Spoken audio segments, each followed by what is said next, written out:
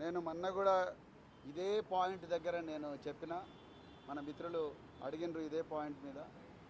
నేను ఒక బాధ్యతాయుతమైన పోలీస్ అధికారిగా, ఒక రిటైర్డ్ పోలీస్ అధికారిగా, మరి ముఖ్యంగా ఒక బాధ్యతాయుతమైన పౌరుడిగా ఫోన్ ట్యాపింగ్ వ్యవహారంలో నేను ఎలాంటి పబ్లిక్ స్టేట్మెంట్ చేయను.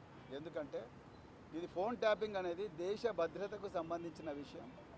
ఒకవేళ ఎవరైనా ఈ ఫోన్ ట్యాపింగ్లో తప్పులు, అంటే ఫోన్ ట్యాపింగ్ అనే టెక్నాలజీని కానీ ఆ ప్రొసీజర్ని కానీ వాడుకొని మరి వాళ్ళ స్వార్థ ప్రయోజనాల కోసం వాడుకొని ఉంటే వాళ్ళు తప్పకుండా చట్టపరంగా శిక్షార్హులే.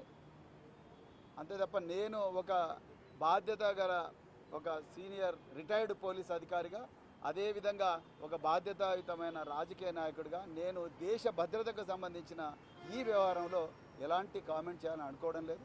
ఒకవేళ ఎవరైనా తప్పు చేసి ఉంటే తప్పకుండా వాళ్ళను చట్ట ప్రకారంగా శిక్షించాలి, బరాబర్ శిక్షించాలి.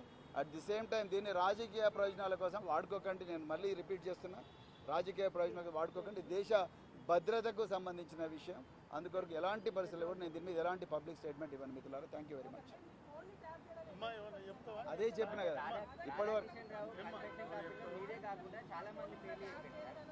నేను మళ్ళీ చెప్తున్నా, ఈ ఫోన్ ట్యాపింగ్ వ్యవహారం అనేది దేశ భద్రతకు సంబంధించిన విషయం. దాని మీద నేను ఎలాంటి పబ్లిక్ స్టేట్మెంట్ చేయను.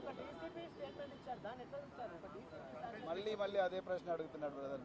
నేను చెప్పిన కదా, భద్రత అంటే క్రిమినల్స్, టెర్రరిస్టులు వాళ్ళకి సంబంధించింది. మీరు ఒక రిటైర్డ్ పోలీస్, అంటే పోలీస్ పదవికి రాజీనామా చేసి వచ్చి ప్రజలకు సేవ చేయడానికి వచ్చారు. మీ ఫోన్ కూడా ట్యాపింగ్ చేశారు. అంటే ఇక్కడ ఎట్లా చూడాలంటే సార్, దేశ భద్రత అంటున్నారు కానీ ఇక్కడ ప్రజాప్రతినిధులు ఈ విషయం పోలీసు వాళ్ళు ఇన్వెస్టిగేట్ చేస్తున్నారు.